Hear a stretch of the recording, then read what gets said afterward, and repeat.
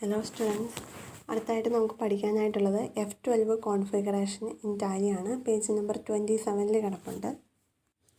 അപ്പോൾ ഈ F12 configuration നമ്മൾ ചേഞ്ച് ചെയ്ത് കൊടുക്കുകയാണെന്നുണ്ടെങ്കിൽ നമ്മുടെ സിസ്റ്റത്തിൽ ആക്റ്റീവായിട്ട് കിടക്കുന്ന എല്ലാ കമ്പനികളുടെയും ചേഞ്ചസ് ആണ് അതിൽ എഫക്റ്റ് ആവുന്നത്. അപ്പോൾ ഇതിനു വേണ്ടി നമ്മൾ കീബോർഡിൽ F12 എന്നുള്ള ഫംഗ്ഷൻ കീ പ്രസ് ചെയ്താൽ മതി. അപ്പോൾ നമുക്കൊരു പുതിയ വിൻഡോ അവിടെ ഓപ്പൺ ആയിട്ട് വരും. അപ്പോൾ അതിൻ്റെ അകത്ത് കുറേ ഐറ്റംസ് കാണിച്ചിട്ടുണ്ട്. ഇപ്പോൾ ഒരു 14 ഐറ്റംസ് ഉണ്ട്. General, numeric simple, accounts or inventory, voucher entry, invoice or orders entry, payroll configuration, banking configuration, printing, emailing, data configuration, advanced configuration, product and taxation features, licensing, quit, അങ്ങനെ 14 ഓപ്ഷൻസ് അതിൻ്റെ അകത്ത് കിടപ്പുണ്ട്. അപ്പോൾ ആദ്യത്തെ 2 ഓപ്ഷൻ എന്ന് പറയുന്നത് ജനറലും ന്യൂമറിക്കലും. അത് 2 എണ്ണം നമ്മൾ ചേഞ്ച് ചെയ്ത് കൊടുക്കേണ്ട ആവശ്യമൊന്നുമില്ല. അതിനകത്ത് കിടക്കുന്ന ഡീഫോൾട്ടായിട്ട് കിടക്കുന്ന സെറ്റിങ്സ് ഏതൊക്കെയാണോ അത് തന്നെ മതിയായിരിക്കും. അതിൽ ഫസ്റ്റ് വണ്ണാണ് ജനറൽ. ഈ ജനറലിൻ്റെ അകത്ത് ഫസ്റ്റ് വരുന്നത് കൺട്രി ഡീറ്റെയിൽസ് ഉണ്ട്. യൂസ് അക്കൗണ്ടിങ് ടെർമിനോളജി ഓഫ് ഇതെന്ന് വേണ്ടിയിട്ടുണ്ടെങ്കിൽ നമ്മൾ കൊടുക്കേണ്ട ആവശ്യമില്ല. ഡീഫോൾട്ടായിട്ട് അവിടെ കിടപ്പുണ്ട്. India or SAARC and international എന്നുള്ള ഓപ്ഷനാണ് അവിടെ കിടക്കുന്നത്. സാർക്ക് എന്താണെന്നുള്ള അറിയാമോ? South Asian association for regional കോർപ്പറേഷനാണ്. അപ്പോൾ അത് ഡീഫോൾട്ടായിട്ട് അവിടെ കിടപ്പുണ്ട്. അപ്പോൾ അതുകൊണ്ട് തന്നെ നമ്മൾ വീണ്ടും സെലക്ട് ചെയ്ത് കൊടുക്കേണ്ട ആവശ്യമില്ല. നമ്മുടെ കമ്പനിയുടെ ലൊക്കേഷൻ ഏതാണോ അതിൻ്റെ ബേസിസിലാണ് നമ്മളത് സെലക്ട് ചെയ്ത് കൊടുക്കേണ്ടത്. പിന്നെ അടുത്തത് നെയിമിംഗ് സ്റ്റൈലുണ്ട്. നെയിമിംഗ് സ്റ്റൈൽ എന്ന് പറഞ്ഞാൽ നമ്മുടെ റിപ്പോർട്ടുകളിൽ കമ്പനിയുടെ പേര് വരുന്നത് ഏത് രീതിയിലായിരിക്കണം എന്നുള്ള കാണിക്കാനായിട്ടാണ്. ദെൻ ഫോർമൽ ഡേറ്റ്, അപ്പം അതിൻ്റെ അകത്ത് സ്റ്റൈൽ ഓഫ് ഡേറ്റ് ഏതാണെന്നുള്ള DDMMYY എന്നുള്ളതിൽ അതാണ് ഫോർമൽ ഡേറ്റിൻ്റെ ആ ഒരു ഫോർമാറ്റ് എന്ന് പറയുന്നത്. അതാണ് അവിടെ കിടക്കുന്നത്. ദെൻ ഫോർമാറ്റ് ഓഫ് നമ്പേഴ്സ് എന്ന് പറഞ്ഞാൽ നമ്മൾ ഡെസിമലായിട്ടുള്ള സംഖ്യകൾ വന്നു കഴിയുമ്പോഴത്തേക്കും നമ്മൾ പോയിൻ്റ് ഇട്ട് കൊടുക്കാറില്ലേ, അതേപോലെ തൗസൻഡ്സിൻ്റെ അവിടെ നമ്മൾ കോമ ഇട്ട് കൊടുക്കാറുണ്ട്. അപ്പോൾ അങ്ങനെയുള്ളതാണ് ഫോർമാറ്റ് ഓഫ് നമ്പേഴ്സ് എന്ന് പറയുന്നത്. ദെൻ അതർ ഓപ്ഷൻസ് എന്നും പറഞ്ഞ് കിടപ്പുണ്ട്. അപ്പോൾ അതിൽ ഡീഫോൾട്ടായിട്ട് കിടക്കുന്നത് നമ്മുടെ മന്ത്ലി റിപ്പോർട്ടുകൾ ഗ്രാഫിൻ്റെ യൂസോട് കൂടി കാണിക്കാൻ വേണ്ടിയിട്ടല്ലേ, ഗ്രാഫോട് കൂടി ഷോൺ ചെയ്യാൻ വേണ്ടിയിട്ടുള്ളതാണ്. അതെല്ലാം ഡീഫോൾട്ടായിട്ട് അവിടെ കിടക്കുവാണ്. ചേഞ്ച് ചെയ്ത് കൊടുക്കേണ്ട ആവശ്യമില്ല. വേണമെന്നുണ്ടെങ്കിൽ ചേഞ്ച് ചെയ്ത് കൊടുക്കാം. ദെൻ രണ്ടാമത്തെ ഓപ്ഷനാണ് ന്യൂമറിക് എന്ന് പറയുന്നത്.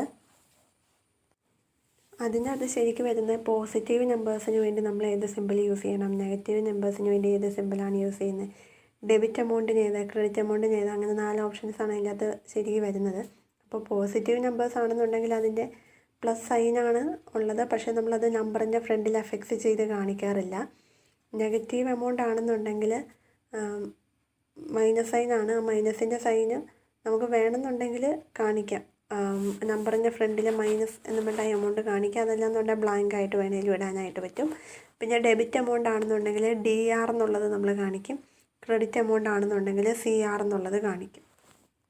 പിന്നെ അടുത്താണ് അക്കൗണ്ട്സ് ഓർ ഇൻവെൻട്രി ഇൻഫോ, മൂന്നാമത്തത്. അപ്പോൾ അതിൻ്റെ അകത്ത് തന്നെ മാസ്റ്റർ കോൺഫിഗറേഷൻ 2 എണ്ണം ഉണ്ട്. അക്കൗണ്ട് മാസ്റ്റേഴ്സും ഉണ്ട്, ഇൻവെൻട്രി മാസ്റ്റേഴ്സും ഉണ്ട്. അതിൽ ഫസ്റ്റ് വൺ എന്ന് പറയുന്നത് അലിയാസസ് അലോങ് വിത്ത് നെയിംസ്. അലിയാസസ് എന്ന് പറഞ്ഞിട്ടുണ്ടെങ്കിൽ ഷോർട്ട് നെയിംസ് ഓർ കോഡ്സ് ആണ്. ചെറുതായിട്ട് നമ്മൾ ചെറിയ കോഡുകളോ അല്ലെങ്കിൽ പേരുകളോ ആണ് നമ്മൾ അലിയാസ് എന്ന് പറയുന്നത്. അപ്പോൾ അലിയാസസ് അലോങ് വിത്ത് നെയിംസ് എന്ന് പറഞ്ഞാൽ കമ്പനിയുടെ പേര് കാണിക്കുന്ന കൂടെ നമ്മൾ ഏതെങ്കിലും ഷോർട്ട് നെയിമോ കോഡുകളോ കാണിക്കണോ എന്നുള്ളതാണ്. അപ്പോൾ അത് യെസ് കൊടുക്കുകയാണെന്നുണ്ടെങ്കിൽ നമുക്ക് എന്തെങ്കിലും ഷോർട്ട് നെയിംസ് അല്ലെങ്കിൽ കോഡ്സ് പേരിൻ്റെ കൂടെ കാണിക്കാനായിട്ട് പറ്റും. Then second one language aliases along with names. പേരിൻ്റെ കൂടെ ലാംഗ്വേജ് അലിയാസസ് എന്ന് പറഞ്ഞിട്ടുണ്ടെങ്കിൽ വേറെ ഏതെങ്കിലും സെപ്പറേറ്റ് ലാംഗ്വേജ് നമുക്ക് പേരിൻ്റെ കൂടെ കാണിക്കണം എന്നുണ്ടെങ്കിൽ അതാണ് language aliases along with names എന്ന് പറയുന്നത്. അപ്പോൾ അത് നമ്മൾ എസ് കൊടുക്കുകയാണെന്നുണ്ടെങ്കിൽ നമുക്ക് വേറെ ലാംഗ്വേജിൽ ടൈപ്പ് ചെയ്ത് കൊടുക്കാനായിട്ട് പറ്റും. പിന്നെ അടുത്തത് അക്കൗണ്ട് മാസ്റ്റേഴ്സിൽ first one provide advanced information in masters.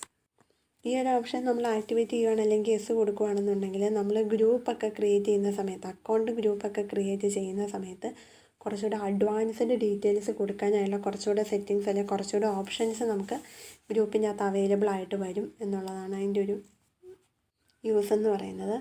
അതിൽ തന്നെ ഫസ്റ്റ് ഓപ്ഷൻ എന്ന് പറയുന്നത് group behave like A sub ledger.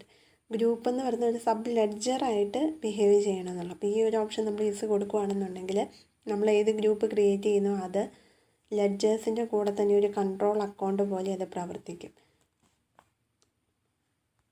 ലെഡ്ജേഴ്സിൻ്റെ പോലെ തന്നെ ഗ്രൂപ്പിൻ്റെ ബാലൻസുകൾ നമുക്ക് കാണാനായിട്ട് സാധിക്കും. അടുത്തത് net debit or credit balance in reporting.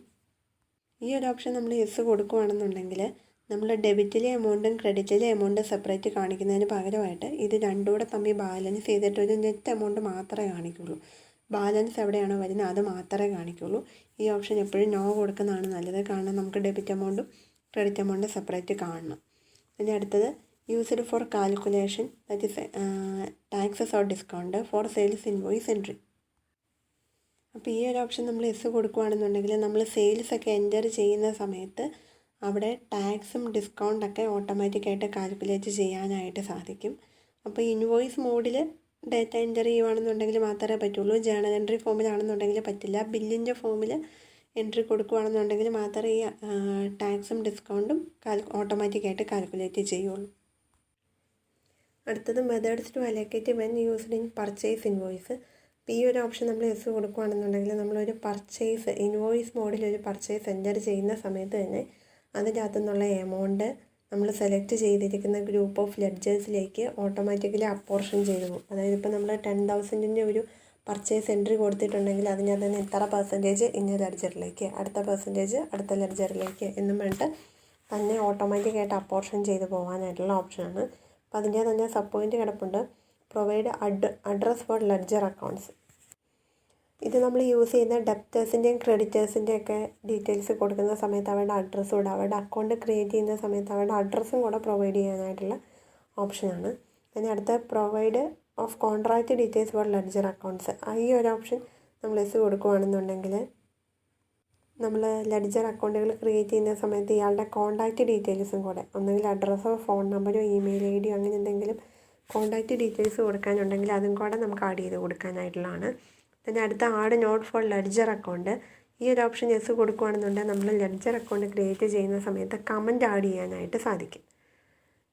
പിന്നെ അടുത്തത് add description for ledger account. ഈ ഓപ്ഷൻ യെസ് കൊടുക്കുകയാണെന്നുണ്ടെങ്കിൽ നമുക്ക് ഓരോ ലെഡ്ജർ അക്കൗണ്ടിനും എന്തെങ്കിലും ഡിസ്ക്രിപ്ഷൻ, എന്തെങ്കിലും വിവരണാത്മകമായിട്ട് എന്തെങ്കിലും കൊടുക്കണമെന്നുണ്ടെങ്കിൽ അത് കൊടുക്കാനായിട്ട് സാധിക്കും. അടുത്തത് ഇൻവെൻറ്ററി മാസ്റ്റേഴ്സാണ്. അതിൽ first one allow advanced entries in masters. നമ്മൾ ഇൻവെൻറ്ററിയുടെ അക്കൗണ്ട്സൊക്കെ ക്രിയേറ്റ് ചെയ്യുന്ന സമയത്ത്, അതായത് സ്റ്റോക്ക് ഐറ്റം, അങ്ങനെ സ്റ്റോക്ക് ഗ്രൂപ്പ് ഇതൊക്കെ ക്രിയേറ്റ് ചെയ്യുന്ന സമയത്ത് അഡീഷണൽ ആയിട്ട് കുറേ ഫീൽഡും കൂടെ വരാനായിട്ടുള്ളതാണ് allow advanced entries in masters എന്ന് പറയുന്നത്. ഈ ഓപ്ഷൻ യെസ് കൊടുക്കുകയാണെന്നുണ്ടെങ്കിൽ കുറേ അഡീഷണൽ ഓപ്ഷൻസ് അല്ലെങ്കിൽ അഡീഷണൽ ഫീൽഡും കൂടെ അതിൻ്റെ അകത്തേക്ക് വരും. Then second one provide part numbers for stock items. ഈ ഒരു ഓപ്ഷൻ യെസ് കൊടുക്കുകയാണെന്നുണ്ടെങ്കിൽ സ്റ്റോക്ക് ഐറ്റത്തിന് നമുക്ക് ഒന്നെങ്കിൽ നമ്പേഴ്സ് അല്ലെങ്കിൽ കോഡുകൾ പ്രൊവൈഡ് ചെയ്യാനായിട്ട് സാധിക്കും. ഓരോ സ്റ്റോക്ക് ഐറ്റത്തിനും പാർട്ട് നമ്പറുകൾ അല്ലെങ്കിൽ കോഡുകൾ കൊടുക്കാനായിട്ട് സാധിക്കും. പിന്നെ അടുത്ത add description for stock items. ഈ ഓപ്ഷൻ നമ്മൾ ആക്ടിവേറ്റ് ചെയ്ത് കഴിഞ്ഞിട്ടുണ്ടെങ്കിൽ ഓരോ സ്റ്റോക്ക് ഐറ്റത്തിനും ഡിസ്ക്രിപ്ഷൻ, ഇത് ഇന്ന സാധനമാണ് എന്നുള്ളത് നമുക്ക് അതിനകത്ത് വിവരിച്ച് കൊടുക്കാനായിട്ട് സാധിക്കും. പിന്നെ അടുത്തത് add remark for stock items. ഈ ഓപ്ഷൻ ആക്ടിവേറ്റ് ചെയ്തിട്ടുണ്ടെങ്കിൽ നമുക്ക് ഓരോ സ്റ്റോക്ക് ഐറ്റത്തിനും കമൻറ്റ് പ്രൊവൈഡ് ചെയ്യാനായിട്ട് സാധിക്കും. Then use alternate unit for stock items. അപ്പോൾ ഈ ഒരു ഓപ്ഷൻ നമ്മൾ ആക്ടിവേറ്റ് ചെയ്തിട്ടുണ്ടെങ്കിൽ നമ്മൾ ഓരോ സ്റ്റോക്ക് ഐറ്റത്തിനും ഡിഫറെൻ്റ് ആയിട്ടുള്ള യൂണിറ്റ് ഓഫ് മെഷർമെൻറ്റ്. ഇപ്പം നമ്മൾ തൂക്കത്തിന് എടുക്കുന്ന എന്തെങ്കിലും ഒരു ഐറ്റം ആണെന്നുണ്ടെങ്കിൽ ചില സമയത്ത് അതിന് കിലോഗ്രാം വേണമെന്നുണ്ടെങ്കിൽ അങ്ങനെ, അല്ലെങ്കിൽ ഗ്രാം വേണമെന്നുണ്ടെങ്കിൽ, അല്ലെങ്കിൽ കിൻഡൽ വേണമെന്നുണ്ടെങ്കിൽ നമുക്ക് ഓരോ സമയത്തിന് ഡിപ്പെൻഡ് ചെയ്തുകൊണ്ട് നമുക്ക് ഡിഫറെൻ്റ് ആയിട്ടുള്ള യൂണിറ്റ് ഓഫ് മെഷർമെൻറ്റ്സ് യൂസ് ചെയ്യാനായിട്ട് സാധിക്കും. പിന്നെ അടുത്തത് enable standard rate for stock items. ഈ ഓപ്ഷൻ ആക്ടിവേറ്റ് ചെയ്തിട്ടുണ്ടെങ്കിൽ നമുക്ക് ഓരോ സ്റ്റോക്ക് ഐറ്റത്തിൻ്റെയും സെയിലിൻ്റെയും പർച്ചേസിൻ്റെയും സമയത്ത് റേറ്റ് ഫിക്സ് ചെയ്ത് വെക്കാനായിട്ട്, സ്റ്റാൻഡേർഡ് റേറ്റ് എത്രയാണെന്നുള്ള ഫിക്സ് ചെയ്ത് വെക്കാനായിട്ട് സാധിക്കും. ആ ഓപ്ഷൻ യെസ് കൊടുത്ത് കഴിഞ്ഞിട്ടുണ്ടെങ്കിൽ അപ്പം നമുക്ക് അവിടെ ഒരു പോപ്പപ്പ് വിൻഡോ വരും. അപ്പോൾ അതിനകത്ത് നമുക്ക് ആ സ്റ്റാൻഡേർഡ് റേറ്റ് എത്രയാണ്, സെയിലിൻ്റെ സ്റ്റാൻഡേർഡ് റേറ്റ് എത്ര, പർച്ചേസിൻ്റെ സ്റ്റാൻഡേർഡ് റേറ്റ് എത്ര എന്നുള്ളത് അവിടെ പ്രൊവൈഡ് ചെയ്യാനായിട്ട് പറ്റും. പിന്നെ അടുത്ത specify default ledger allocation for invoicing. ഈ ഓപ്ഷൻ ആക്ടിവേറ്റ് ചെയ്തിട്ടുണ്ടെങ്കിൽ സെയിൽസ് ഇൻവോയ്സുകളും പർച്ചേസ് ഇൻവോയ്സുകളും നമ്മൾ എൻറ്റർ ചെയ്യുന്ന സമയത്ത്, അക്കൗണ്ടിൽ എൻറ്റർ ചെയ്യുന്ന സമയത്ത് ഡീഫോൾട്ടായിട്ട് അതിൻ്റെ എമൗണ്ട് നമുക്ക് അലോക്കേറ്റ് ചെയ്ത് കൊടുക്കാനായിട്ട്, ഓരോ ലെഡ്ജേഴ്സിലേക്ക് അലോക്കേറ്റ് ചെയ്ത് കൊടുക്കാനായിട്ട് സാധിക്കും. അത് സാധാരണ നോയാക്കി കൊടുക്കാറാണ് പതിവ്. പിന്നെ അടുത്തത് എനേബിൾ കമ്പോണൻറ്റ് ലിസ്റ്റ് ഡീറ്റെയിൽസ് അല്ലെങ്കിൽ ബിൽ ഓഫ് മെറ്റീരിയൽസ്. ഈ ഓപ്ഷൻ നമ്മൾ ആക്ടിവേറ്റ് ആക്കി കൊടുക്കുന്നത് എന്തിനാന്ന് വെച്ചിട്ടുണ്ടെങ്കിൽ ഒരു പ്രോഡക്റ്റ് മാനുഫാക്ചർ ചെയ്യുന്നതിന് വേണ്ടി എന്തൊക്കെ കമ്പോണൻസ് ഉണ്ടെന്നുള്ളതിൻ്റെ ലിസ്റ്റ് നമുക്ക് കൊടുക്കണമെന്നുണ്ടെങ്കിൽ ആ ലിസ്റ്റ് ഓഫ് കമ്പോണൻസ് ആഡ് ചെയ്യാൻ വേണ്ടിയിട്ടുള്ള ഓപ്ഷനാണ്.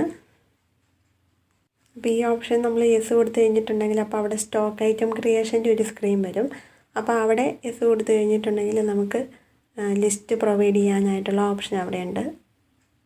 അപ്പം നമ്മൾ നേരത്തെ ആ ഐറ്റംസൊക്കെ ക്രിയേറ്റ് ചെയ്ത് വെച്ചിട്ടുണ്ടെങ്കിലാണ് നമുക്ക് അവിടെ കമ്പോണൻസ് സെലക്ട് ചെയ്ത് കൊടുക്കാനായിട്ട് പറ്റുള്ളൂ. പിന്നെ അടുത്ത provide address four godowns.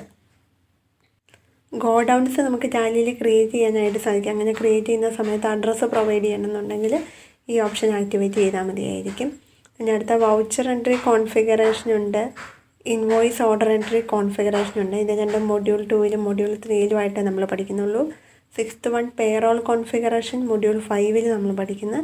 7th വണ്ണാണ് ബാങ്കിങ് കോൺഫിഗറേഷൻ. ബാങ്ക് സ്റ്റേറ്റ്മെൻറ്റുകൾ അല്ലെ ബാങ്ക് റെക്കൺസിലിയേഷൻ സ്റ്റേറ്റ്മെൻറ്റിൻ്റെയൊക്കെ കോൺഫിഗറേഷന് വേണ്ടിയിട്ടാണ് ഈ ഒരു കോൺഫിഗറേഷൻ ഓപ്ഷൻ നമ്മൾ യൂസ് ചെയ്യുന്നത്. അതിൽ first one show all unreconciled transaction till date. ഈ ബാങ്ക് റെക്കൺസിലിയേഷൻ സ്റ്റേറ്റ്മെൻറ്റ് നിങ്ങൾക്ക് അറിയാമെന്ന് ഞാൻ വിചാരിക്കുന്നു, പഠിച്ചിട്ടുണ്ടായിരിക്കും, പ്ലസ് ടുവിലൊക്കെ പഠിച്ചിട്ടുണ്ടായിരിക്കും. ബാങ്കിൻ്റെ റെക്കോർഡ്സും കമ്പനിയുടെ കയ്യിലിരിക്കുന്ന റെക്കോർഡ്സും ബാങ്ക് ബുക്കും തമ്മിൽ എന്തെങ്കിലും മിസ്മാച്ച് വന്നിട്ടുണ്ടെങ്കിൽ അത് സോൾവ് ചെയ്യുന്നതാണ് ബാങ്ക് റെക്കൺസിലിയേഷൻ. അതിനുവേണ്ടി നമ്മൾ പ്രിപ്പയർ ചെയ്യുന്നതാണ് ബാങ്ക് റെക്കൺസിലിയേഷൻ സ്റ്റേറ്റ്മെൻറ്റ് എന്ന് പറയുന്നത്. ഇപ്പോൾ ഇവിടെ ഫസ്റ്റ് ഓപ്ഷൻ പറഞ്ഞിരിക്കുന്നത് show all unreconciled transaction till date. അപ്പോൾ ഇന്ന് വരെയുള്ള ഡേറ്റിൽ നമ്മൾ ട്രാൻസാക്ഷൻസ് നമ്മൾ എടുത്തു കഴിയുമ്പം റെക്കൺസൈൽ ചെയ്യാതെ പോയ എല്ലാ ട്രാൻസാക്ഷൻസും ഡിസ്പ്ലേ ചെയ്യാനായിട്ടുള്ള ഓപ്ഷനാണിത്. അത് നമ്മൾ ആക്ടിവേറ്റ് ചെയ്തിട്ടുണ്ടെങ്കിൽ നമുക്ക് അൺറെക്കൺസിലേഡ് ട്രാൻസാക്ഷൻസ് ഏതൊക്കെയാണെന്നുള്ളത് അറിയാനായിട്ട് സാധിക്കും. Second one remove bank date on altering reconciled vouchers. അത് ഡീഫോൾട്ടായിട്ട് ഈ ഒരു ഓപ്ഷൻ നോയാണ് കിടക്കുന്നത്. ഇനി നമ്മൾ ആ ഓപ്ഷൻ യെസ് ആക്കി കൊടുക്കുകയാണെന്നുണ്ടെങ്കിൽ റെക്കൺസിലിഡ് വൗച്ചേഴ്സിൻ്റെ അകത്തുനിന്ന് ബാങ്കിൻ്റെ ഡേറ്റ് നമുക്ക് റിമൂവ് ചെയ്യാനായിട്ട് സാധിക്കും. Third one alter the statement or file specified if required. ഇത് നമ്മൾ ഡേറ്റ സേവ് ചെയ്യുന്ന സമയത്ത് അതിൻ്റെ ലൊക്കേഷൻ നമുക്ക് ഓൾട്ടർ ചെയ്ത് കൊടുക്കണം എന്നുണ്ടെങ്കിലാണ് ഈ ഒരു ഓപ്ഷൻ എടുക്കുന്നത്. പിന്നെ fourth one show details before export. നമ്മൾ ഏതൊക്കെ ട്രാൻസാക്ഷൻസിന് വേണ്ടിയിട്ടാണോ പേയ്മെൻറ്റ് ഇൻസ്ട്രക്ഷൻ കൊടുത്തിരിക്കുന്നത് അതെല്ലാം ഡിസ്പ്ലേ ചെയ്ത് കിട്ടാൻ വേണ്ടിയിട്ടുള്ള അതിൻ്റെ ഡീറ്റെയിൽസ് കിട്ടാൻ വേണ്ടിയിട്ടുള്ള ഓപ്ഷനാണത്. അടുത്തതാണ് പ്രിൻറ്റിങ് കോൺഫിഗറേഷൻ. നമ്മൾ വൗച്ചറുകൾ, invoice, confirmation letter, reminder letter ഇതൊക്കെ പ്രിൻ്റ് എടുക്കുന്ന സമയത്ത് നമുക്ക് കോൺഫിഗർ ചെയ്തെടുക്കണം എന്നുണ്ടെങ്കിൽ അതിനുള്ള ഓപ്ഷൻസാണ് നമുക്ക് ഇതിനകത്ത് അവൈലബിൾ ആയിട്ടുള്ളത്. ഈ ഒരു മെനുവിലെ എല്ലാ ഓപ്ഷൻസിനും സബ് ഓപ്ഷൻസും ഉണ്ട്, സബ് വിൻഡോസും ഉണ്ടായിരിക്കും. അതായത് ഇപ്പം നമ്മൾ പർച്ചേസ് ട്രാൻസാക്ഷൻ എടുക്കുകയാണെന്നുണ്ടെങ്കിൽ അതിനകത്ത് ഡബിൾ ക്ലിക്ക് ചെയ്ത് കഴിഞ്ഞിട്ടുണ്ട് പർച്ചേസ് വൗച്ചർ എടുക്കാനായിട്ട് സാധിക്കും. അത് വീണ്ടും ക്ലിക്ക് ചെയ്തിട്ടുണ്ട് കോൺഫിഗറേഷൻ സ്ക്രീൻ വരും. അങ്ങനെ സബ് വിൻഡോസ് അതിൻ്റെ അകത്തുണ്ടായിരിക്കും. അങ്ങനെ ഓരോ ട്രാൻസാക്ഷൻസിൻ്റെയും പ്രിൻ്റ് എടുക്കാനായിട്ടുള്ളതും ഓപ്ഷൻസ് നമുക്ക് അതിനകത്ത് മെനുവിൽ അവൈലബിൾ ആണ്. ഇതിൻ്റെ അടുത്ത് ഇമെയിൽ കോൺഫിഗറേഷൻ. ഈ ഒരു ഇമെയിൽ കോൺഫിഗറേഷൻ നമ്മൾ യൂസ് ചെയ്യുന്നത് നമ്മുടെ കമ്പനീനെ സംബന്ധിച്ച് ഇമ്പോർട്ടൻ്റ് ആയിട്ടുള്ള ആൾക്കാർ അല്ലെങ്കിൽ കമ്പനിയുടെ ഇൻട്രസ്റ്റഡ് പാർട്ടീസിന് റെലവൻ്റ് ആയിട്ടുള്ള ഇൻഫർമേഷൻസ് ഒക്കെ ഫാസ്റ്റായിട്ട് എഫിഷ്യൻ്റായിട്ട് സെൻഡ് ചെയ്യാൻ വേണ്ടിയിട്ടാണ് ഈ ഒരു കോൺഫിഗറേഷൻ നമ്മൾ യൂസ് ചെയ്യുന്നത്. അപ്പോൾ ഈ ഒരു ഓപ്ഷൻ നമ്മൾ ആക്ടിവേറ്റ് ചെയ്ത് കഴിഞ്ഞിട്ടുണ്ട്. എക്സ്റ്റേണൽ ആയിട്ടുള്ള ഇമെയിൽ ആപ്ലിക്കേഷൻ യൂസ് ചെയ്യാതെ തന്നെ നമുക്ക് ലെഡ്ജറുകൾ, സ്റ്റേറ്റ്മെൻറ്റുകൾ, അക്കൗണ്ട്സ് തുടങ്ങിയ കാര്യങ്ങളെല്ലാം ആൾക്കാർക്ക് ഫാസ്റ്റായിട്ട് ഇൻട്രസ്റ്റഡ് പാർട്ടീസിന് ഫാസ്റ്റായിട്ട് ഇൻഡിവിജ്വൽസിന് പാസ് ചെയ്ത് കൊടുക്കാനായിട്ട് സാധിക്കും. പിന്നെ അടുത്തത് ഡേറ്റ കോൺഫിഗറേഷൻ. ഡേറ്റ കോൺഫിഗറേഷൻ എന്ന് പറഞ്ഞിട്ടുണ്ടെങ്കിൽ നമ്മുടെ ലാംഗ്വേജ്, ഡേറ്റ തുടങ്ങിയ കാര്യങ്ങളൊക്കെ അല്ലെങ്കിൽ ഫയൽസൊക്കെ എവിടെയാണോ റിസൈഡ് ചെയ്യുന്നത് അതിൻ്റെ ലൊക്കേഷൻ മാറ്റി കൊടുക്കാനായിട്ട് അതിൻ്റെ പാത്ത് ചേഞ്ച് ചെയ്ത് കൊടുക്കാനൊക്കെ ആയിട്ടുള്ള ഓപ്ഷനാണ് നമുക്ക് ഡേറ്റ കോൺഫിഗറേഷനകത്ത് വരുന്നത്. നമുക്ക് ഒന്നുകിൽ ആഡ് ചെയ്ത് കൊടുക്കാം, അല്ലെങ്കിൽ നിലവിൽ കിടക്കുന്ന പാത്തിനെ മോഡിഫൈ ചെയ്ത് കൊടുക്കാനായിട്ട് സാധിക്കും. അപ്പോൾ ഇവിടെ നമുക്കൊരു 10 കോൺഫിഗറേഷൻ്റെ കാര്യമേ പറഞ്ഞിട്ടുള്ളൂ. 14 എണ്ണം ഉണ്ടായിരുന്നു. ബാക്കിയുള്ളതൊന്നും അക്കാഡമിക് പോയിൻ്റ് ഓഫ് വ്യൂവിൽ ഇമ്പോർട്ടൻ്റ് അല്ല, അതുകൊണ്ടത് പഠിക്കേണ്ടതെന്നാണ് പറഞ്ഞിരിക്കുന്നത്. പിന്നെ അടുത്തത് സർട്ടൈൻ ടേംസ് എന്ന് പറഞ്ഞിട്ട് കുറച്ച് പോർഷൻസ് കിടപ്പുണ്ട്. First one shut A company. ഇതൊക്കെ തിയറി ആയിട്ട് ചോദിക്കാവുന്ന ക്വസ്റ്റ്യൻസാണ്. ഷട്ട് എ കമ്പനി എന്ന് പറഞ്ഞിട്ടുണ്ടെങ്കിൽ ഒരു കമ്പനീനെ മെമ്മറിയിലേക്ക് തിരിച്ച് റിവേഴ്സ് ചെയ്യുന്നതിനെയാണ് നമ്മൾ ഷട്ട് എ കമ്പനി എന്ന് പറയുന്നത്. Reversing a company to the memory. It does not mean that you have deleted it. അപ്പോൾ നമ്മളൊരു കമ്പനി ഷട്ട് ചെയ്യാന്ന് പറഞ്ഞിട്ടുണ്ടെങ്കിൽ കമ്പനി ക്ലോസ് ചെയ്യുന്നതേ ഉള്ളൂ. അതായത് നമ്മൾ അതിനെ ഡിലീറ്റ് ചെയ്ത് കളയുന്നില്ല. നമുക്ക് വീണ്ടും അതിനെ മെമ്മറിക്കകത്തുനിന്ന് ലോഡ് ചെയ്യാനായിട്ടും വീണ്ടും അതിൻ്റെ അകത്ത് വർക്ക് ചെയ്യാനായിട്ട് സാധിക്കും. ജസ്റ്റ് അതിനെ റിവേഴ്സ് ചെയ്യുന്നുണ്ടെന്നുള്ളത് മാത്രമേ ഉള്ളൂ. അപ്പോൾ കമ്പനി ഷട്ട് ചെയ്യാനായിട്ട് ഷട്ട് കമ്പനി എന്ന് വേണ്ടിയുള്ള ഒരു ഓപ്ഷൻ അവിടെ കിടപ്പുണ്ടായിരിക്കും. ഒന്നെങ്കിൽ അത് പ്രസ് ചെയ്താൽ മതി, അല്ലെങ്കിൽ Alt+F1 പ്രസ് ചെയ്തിട്ടുണ്ടെങ്കിൽ നമുക്ക് കമ്പനി ഷട്ട് ചെയ്യാനായിട്ട് സാധിക്കും. തിരിച്ചതിനെ റിസീവ് ചെയ്യാനായിട്ട് Alt+F3 പ്രസ് ചെയ്താൽ മതിയായിരിക്കും. ഇനി അടുത്ത second one company on disk. Company on disk എന്ന് പറഞ്ഞിട്ടുണ്ടെങ്കിൽ ഒരു കമ്പനി ക്രിയേറ്റ് ചെയ്തിട്ട് അതിനെ ഹാർഡ് ഡിസ്കിൽ സേവ് ചെയ്ത് വെച്ചിട്ടുണ്ടെങ്കിൽ അതിനെയാണ് നമ്മൾ കമ്പനി ഓൺ ഡിസ്ക് എന്ന് പറയുന്നത്. അതിൻ്റെ അടുത്തത് സെലക്റ്റഡ് കമ്പനി. അപ്പം നമ്മൾ ഏത് കമ്പനി എടുത്തിട്ടാണോ വർക്ക് ചെയ്തുകൊണ്ടിരിക്കുന്നത് ആ കമ്പനീനെയാണ് സെലക്റ്റഡ് കമ്പനി എന്ന് പറയുന്നത്. അപ്പം നമ്മൾ ഏതൊക്കെ കമ്പനിയാണോ സെലക്ട് ചെയ്ത് വെച്ചിരിക്കുന്നത് അതെല്ലാം ഗേറ്റ് വേ ഓഫ് ടാലിയിൽ ഡിസ്പ്ലേ ചെയ്തിട്ടുണ്ടായിരിക്കും. അതിൻ്റെ അടുത്ത ഫോർത്ത് വൺ ആക്റ്റീവ് കമ്പനി. അപ്പം നമ്മൾ കറൻ്റ്ലി ഏത് കമ്പനിയിലാണോ വർക്ക് ചെയ്തുകൊണ്ടിരിക്കുന്നത്, ഏത് കമ്പനിയാണോ നമ്മളിപ്പം ആക്റ്റീവായിട്ട് ചെയ്തുകൊണ്ടിരിക്കുന്നത് അതിനെയാണ് ആക്റ്റീവ് കമ്പനി എന്ന് വിളിക്കുന്നത്. അപ്പോൾ ഇത്രയാണ് നിങ്ങളുടെ ഫസ്റ്റ് മൊഡ്യൂൾ എന്ന് പറയുന്നത്. നന്നായിട്ട് വായിച്ച് നോക്കുക. പിന്നെ ഇതിൻ്റെ അകത്ത് റിവിഷൻ ക്വസ്റ്റ്യൻസ് കിടപ്പുണ്ട്. ഇതിൻ്റെ അകത്തു നിന്നൊക്കെ തന്നെയാണ് സാധാരണ എക്സാമിനും ചോദിക്കാറുള്ളത്. അപ്പോൾ അതും വായിച്ച് നോക്കുക. Thank you.